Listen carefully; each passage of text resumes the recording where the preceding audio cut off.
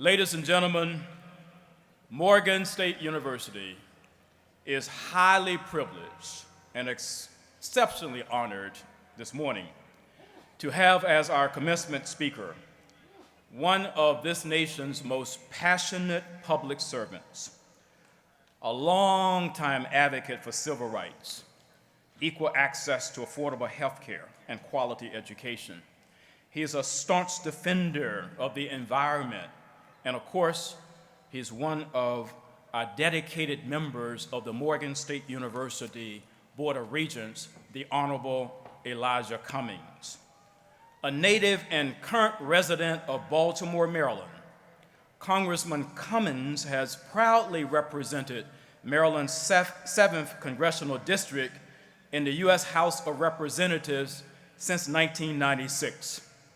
He obtained his bachelor's degree in political science from Howard University, serving as student government president and graduating Phi Beta Kappa. He then went on to earn a law degree from the University of Maryland School of Law.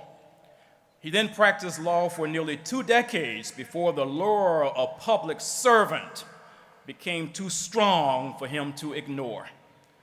Congressman Cummings began his illustrious career in the Maryland House of Delegates, where he served for 14 years and became the first African American in Maryland history to be named Speaker Pro Tem.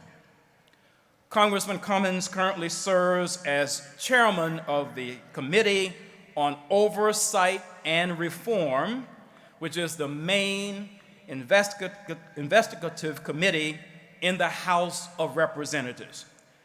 This committee has oversight and jurisdiction to investigate any federal program and any matter with federal policy implications. And as its chairman, Congressman Cummings is undaunted, as we have seen of late, in his efforts to hold all areas of the federal government to the highest standards of excellence and accountability. He has spearheaded congressional efforts to enact reforms that prevent waste and fraud and abuse and that ensure that government programs actually meet the needs of the American people. Congressman Cummings is also a senior member of the House Committee on Transportation and Infrastructure, serving on both the Subcommittee on Coast Guard and Maritime Transportation and the Subcommittee on Railroads, Pipelines, and Hazardous Materials. In this role, he helps oversee the critical overhaul of the nation's infrastructure, the literal arteries of our commerce, communication, energy production, and security. He is a fervent believer that the current generation, your generation, has a responsibility to secure the future of the rising generation. He devotes much of his time to numerous boards and commissions with a focus on education when he's not in Washington advocating on behalf of the American people. You, of course, already know of his stellar service as a member of our board, but when he's not on campus pursuing our beloved Morgan and our mission and encouraging us to be even better than we have always been, he also chairs the New Era Academy Maritime Advisory Board. He sits on the U.S. Naval Academy Board of Visitors, the University of Maryland Law Board of Visitors, the Seed School of Maryland Board of Directors, and he is an honorary member of the KIPP Baltimore Schools and the Baltimore Schools for the Art. Congressman Elijah Cummings is busy. On behalf of all of us in Baltimore, all of us in Maryland, all of us across this wonderful nation of ours. And so, ladies and gentlemen, please join me this morning in giving a rousing Morgan State University welcome to our commencement speaker, one of Baltimore's favorite sons, the Honorable Elijah E. Cummings.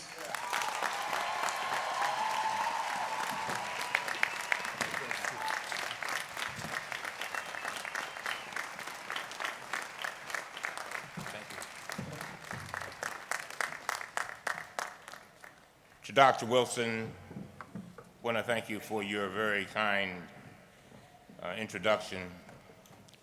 And good morning to everyone. I'm certainly honored to be with you on this wonderful occasion. I must say that as I was sitting there listening to my good friend, mentor, and colleague, Huaisui Mfume, I could not help but think about the campus as it was maybe 15 years ago or so, and think about how far we have come. And I am so proud to be associated with Morgan State University. It is one of the proudest things I do, sitting on this board. Give yourselves a hand, please. We've done great. And so to Dr. Anna McFadder, Chairman Mfume, and my distinguished colleagues on the Board of Regents of this great university, I thank you for inviting me here today. And my thanks to you as well, ladies and gentlemen, for joining us here at Morgan State University for a brief conversation about the future of our graduates and the future of our country. I'm also very pleased to be joined by my wife, Dr. Maya Rockymore Cummings, and many of my family members who are here today. My friends, I think that you will agree that there's something inspiring and life-affirming about standing here among women and men who have completed one difficult journey in their lives and are about to embark upon another. Ladies and gentlemen, they started something and they finished it. Go on, you give yourselves a hand.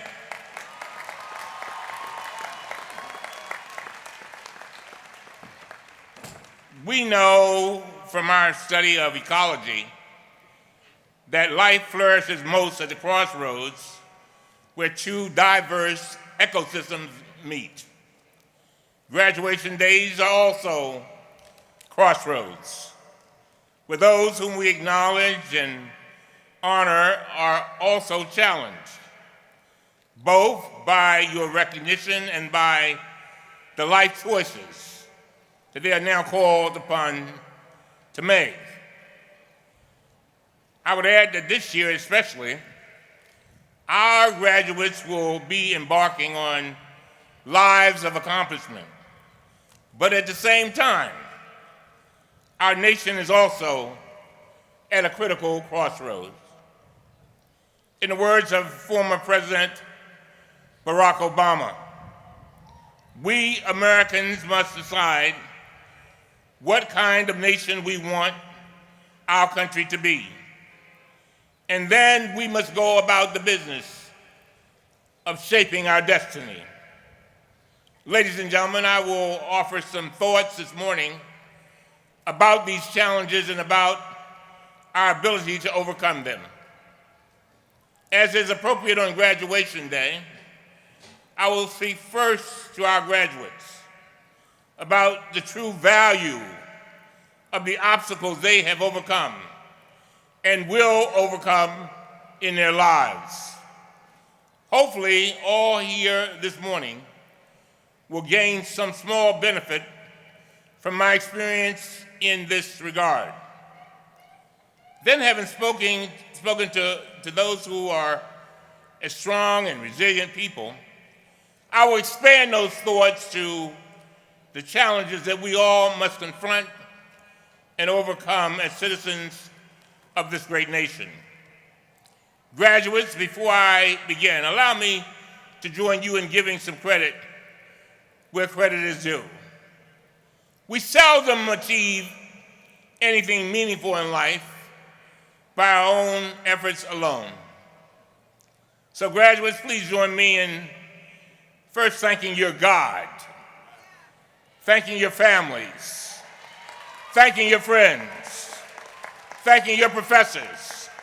Thank you for the cleaning lady and the janitor, all of them, and all the other people who have stood by you and helped you to reach this graduation stage. And parents, just a little footnote. I know you've been tired of lending money to your students. Well, I would not expect it to come too soon.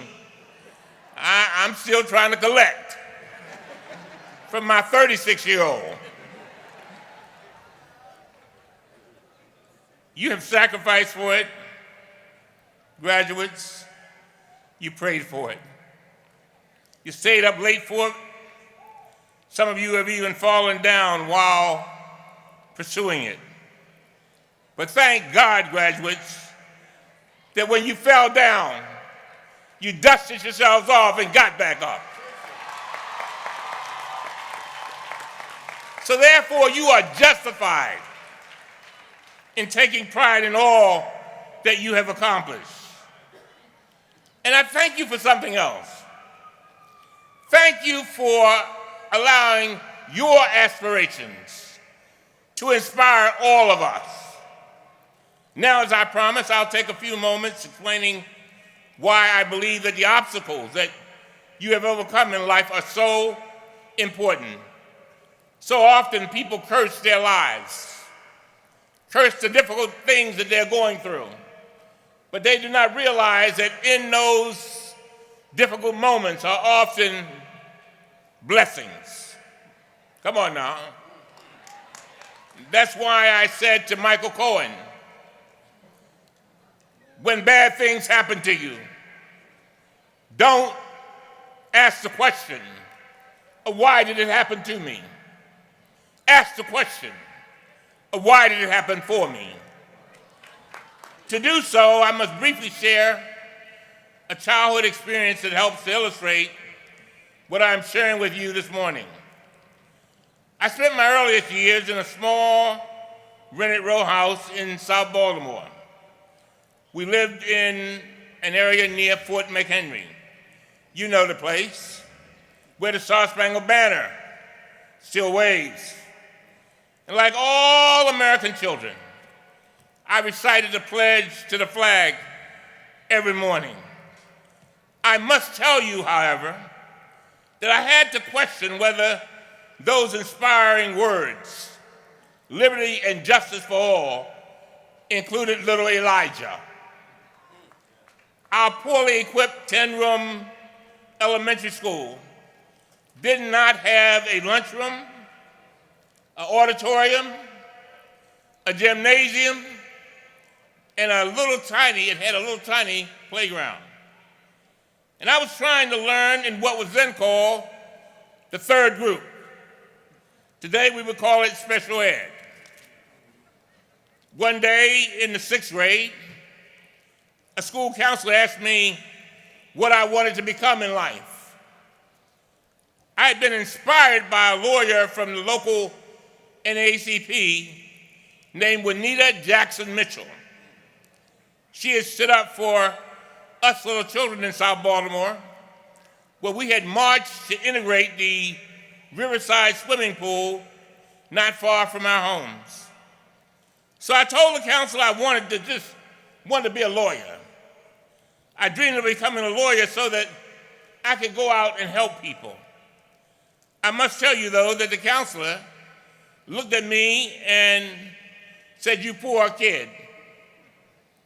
He said, "You will never be a lawyer." And I want to make it clear, he was my color, all right? Let's be clear on that. But he then said something to me, Chairman Nfume, that has haunted me all my life. He said, "Who do you think you are? How dare you think that you can become a lawyer? Your mama, 4th grade education, daddy, 4th grade education, former sharecroppers, living in a 3-room house, 7 brothers and sisters. How you think you're going to do that?" Young people, I must tell you, I almost lost my faith that day. But I went home to a mother who did not have a PhD in education, but she had a PhD in faith.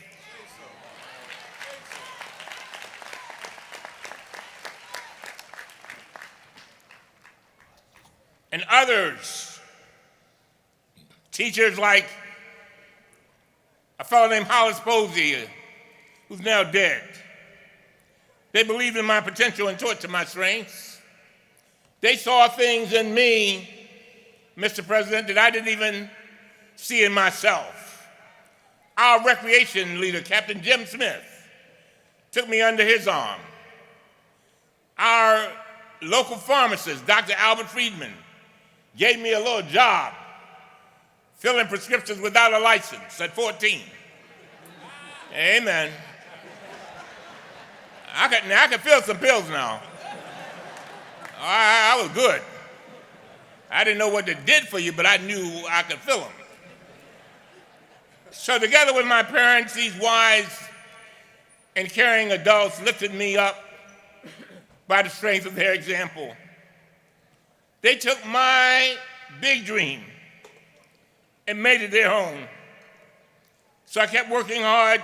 The day finally came when I made it out of the third group. Went on to get this Phi Beta Kappa key. When they told me at Howard I made Phi Beta Kappa, I didn't even know what they were talking about. I said, I didn't pledge for no fraternity. What you talking about? Come to find out, one of the highest honor societies in the world. And after 14 years in the Maryland legislature, I was elected by my neighbors to represent them in the Congress of the United States of America, following the distinguished service of Kwesi Mfume. As a result, ladies and gentlemen, I am honored and privileged to stand before you on this wonderful occasion. Because of this, I'm privileged to stand here and remind you of a very important truth. Listen up. You, each and every one of you, are better and more valuable to our country because of the obstacles that you have faced and overcome. Everything that has happened to you up until this moment, good, bad, and ugly, prepares you for this moment.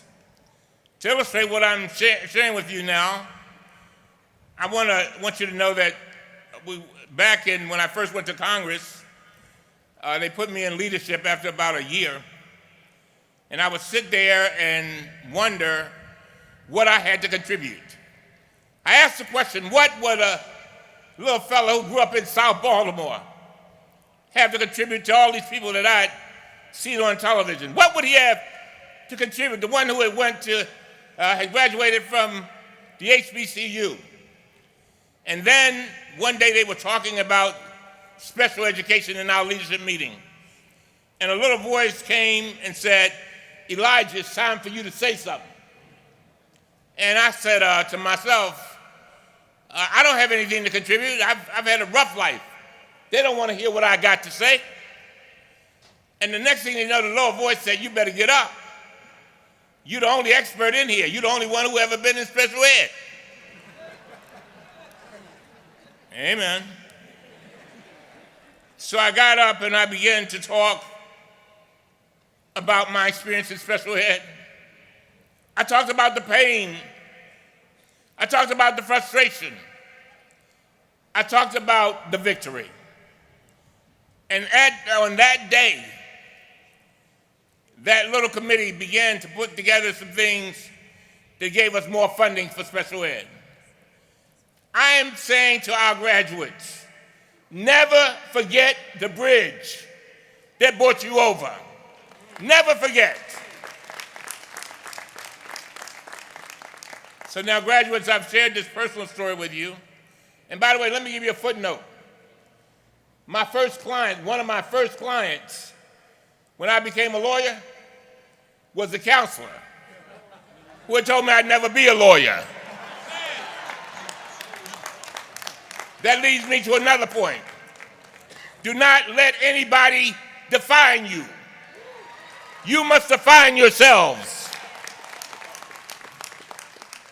So now, graduates, I shared this personal story, and I want you to appreciate your human potential. You're not hearing this from someone who grew up with a silver spoon. Nah, I am no silver spoon. I didn't even have a plastic one.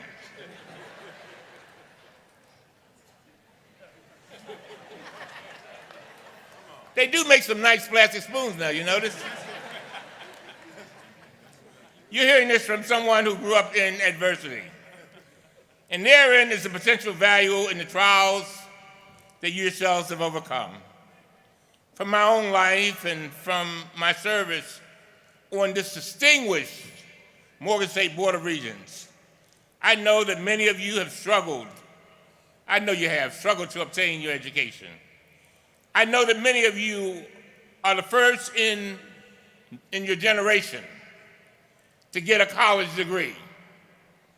I know that despite our efforts, and we do work hard, to make Morgan's education affordable as possible, many of you all have a lot of student loans.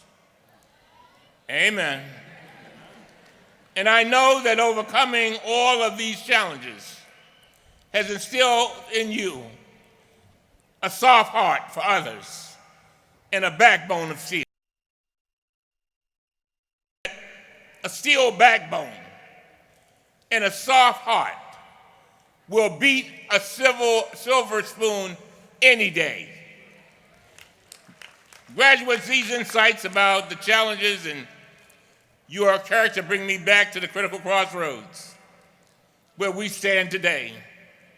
To that fork in the road for yourselves and your country. Your life experiences and your educational achievements are essential elements of our potential to lead our nation during a very difficult and challenging time. The fundamental question for each of us is this: what will you do with this potential? Will you draw upon the confidence in your competence that you have gained when you are confronted with future and by future obstacles? Have you learned not to mistake a comma in life for periods and carry on? Will you recognize the opportunities that are now open to you and fight against anyone who intentionally or otherwise stands in the way of your achieving your destiny? And most important of all to me and your country, will you utilize the obstacles that you have overcome as passports to helping others reach their own potential in life? Graduates, the answers to these questions, I submit to you, will define your future as citizens of what is still the most significant democracy and democratic republic in the history of the world. This is the challenge to which I will now turn. Ladies and gentlemen, a few moments ago I shared with you briefly, as a child, my family lived near Fort McHenry where the Star Spangled Banner waves. And my reciting the flag to the flag and wondering whether it meant anything for me. I also shared with you how I had been inspired by Juanita Jackson Mitchell, a lawyer. That experience taught me two important lessons. It taught me that I had rights that others had to respect, even if they didn't want to. And it taught me that we sometimes must struggle and even experience pain as we stand up for our constitutional rights. And to all of us who are blessed to be citizens of this United States, I must submit to you that the time to stand up and be counted is right now. No, don't wait. We got to stand up right now.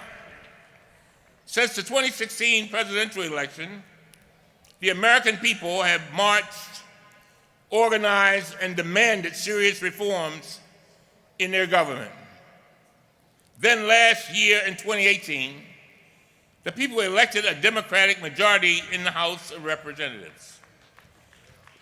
We have been charged with more seriously and comprehensively addressing the challenges that are central to our daily lives. Americans from every ethnic and religious background have been crying out to Congress that will confront the widening disparities in our incomes. We're working to address the serious, unresolved challenges that confront us in public education, healthcare, law enforcement, and our environment. Yet, even as we continue our struggle for greater social justice, the overriding challenge that we now must confront and overcome is far more fundamental. Please consider this. At the close of our nation's Constitutional Convention in 1787, Benjamin Franklin was asked whether the framers had proposed a republic or a monarchy. Mr. Franklin is said to have replied, and I quote, "A republic if you can keep it." If you can keep it. Today in 2019, we still have a republic, if we can keep it. The functioning, indeed the very legitimacy of our democratic system has been under siege for some time. We must, there's no room for error. We must confront and overcome the continuing attacks on our elections from sources both foreign and domestic. We must address as well the failure of our administration, this administration, and some in Congress to adequately defend us against those attacks. This fight for the very soul of our democracy has been raised and inescapably by the actions of the President of the United States of America, both while in office and it may still be determined by his prior conduct. Now, I didn't come here to give a political speech. I came here to make it clear that we've got work to do. Equally dangerous, if not more so, the threats to our democracy have been allowed to metastasize by the failure of the current Republican majority in the Senate and the prior Republican House majority to fulfill our constitutional duties to investigate and cure the executive abuse and hold this administration accountable. For the unity and the future of our democratic republic, remember the one that we want to keep. The Congress must reassert our constitutional power and obligation of oversight. For the unity and future of our democratic republic, patriotic citizens of every political persuasion must support us in meeting this challenge. We must demand and obtain answers to serious questions that until now have gone unanswered. And most important of all, we must perform this constitutional duty so effectively, efficiently, and convincingly that those Americans who support this president and those who disagree will reach a shared and united answer as to how our nation must proceed. I share all of this with you, ladies and gentlemen, because our citizenship brings with it duties as well as rights. Our nation, like these graduates today, stand at a crossroads. There are those who, by their actions, prefer an unchecked executive rather than a president constrained by the constitutional powers of the Congress in Article 1 of the Constitution. There are those who, if allowed to do so, would move us toward a monarchy rather than the republic that we have been given. The republic checks and balances that our Constitution guarantees. This undemocratic tendency cannot be allowed to continue unchecked. And all of us as citizens must do our duty. I certainly did not come here to make this political speech. It turned out to be one. But what I do ask of each of you is to appreciate the value of our democratic republic in its hour of peril. What I do ask of each of you, and especially our graduates, is to call upon the talents and education that you have received at this great institution and stand up for our democracy in your own communities. What I do ask of you for yourselves is President Obama's challenge to all of us. I ask you to fight for the America that we want to become. For myself, I can only promise you this. I will continue to do all that I can to live up to the lasting example set for us by former Congresswoman Barbara Jordan when she declared in 1974, "My faith in the Constitution is whole. It is complete. It is total. And I'm not going to sit here and be an idle spectator to the diminution and subversion or the destruction of the Constitution." Ladies and gentlemen, as citizens of a still great republic, we must be clear. This is our time. And this is our challenge to meet and to overcome. Even as Americans were forced to rise up in the past, the threats to our democracy once again demand that we respond. Please consider what, as a nation, we have been experiencing. Once again, as in our past, our nation is struggling to overcome forces of societal conflict, official inhumanity, calculated distrust that far surpass anything that we have been forced to endure in the last 5 decades. Once again, there are those in national power who seek to dominate our nation by dividing us from our countrymen and women. I remind you that our diversity is not our problem. Our diversity is our promise.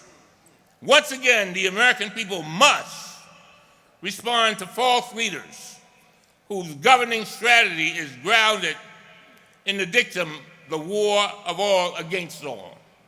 Once again, hundreds of millions of Americans are going to sleep at night haunted by whatever appalling developments the morning may bring. I frankly indict these dangers to our democratic republic. Those of us who were raised up to adulthood and citizenship during the Dr. King era, we are not afraid. Am I right, class of 1969? We are not afraid. And above all, we are not defeated, nor graduates should you be. And I want you to understand that you have something that I don't have. If I could buy it from you, I'd buy it. I'd give everything up, my wife and kids. At 68, I've now lived longer than I will live. Your lives are in front of you. And so I beg you to go out and stand up for this democracy that allows us to have this great university, that allow us to be able to do the things that we're doing, that allow generation after generation of our people to rise up. As Dr. King often reminded us in my youth, our nation's darkest hours has often been just before the dawn. So it can be again as we stand together, march together, vote together, and demand the light of democracy be restored. As we have done so often in our past, we who are Americans of color must once again lead this march to defend our Constitution and the democratic republic it sustains. We who once were slaves, we who once were called 3/5 of a man, we who once were barred from citizenship, must now march in the forefront of a movement of democratic restoration for all Americans. We are at a crossroads, and we must once again assert the full measure of our citizenship. Throughout our history, justice has prevailed when there were those who had the courage to chart a better course. And as I close, a year ago, my mother passed away after preaching a sermon. She had a stroke. And Chairman and Philmate, she called all of her children around. And she had a message for all of us. And she sat there and she laid there, near half of her weight was gone. A woman who had created her own church and had been a wonderful wife and had been a wonderful mother for 7 children. But she laid there and she wanted to give me a last message. And I knew that she was going to say, "I love you, Elijah." I was waiting for it. I knew she was going to say, "I'm proud of you, Elijah." I was waiting for it. But she said neither. She kept pointing at a piece of paper by her bed. And I couldn't understand what she was saying because she had suffered a stroke. And I finally figured it out, Mr. President. She pointed out a ballot, the type that you take in the voting booth. And she kept pointing. And I gave it to her, and what she was saying is, do not let them take away our right to vote. Don't let them take away our right to vote. And so it is. I thank you, and to graduates, I congratulate you, and may God bless.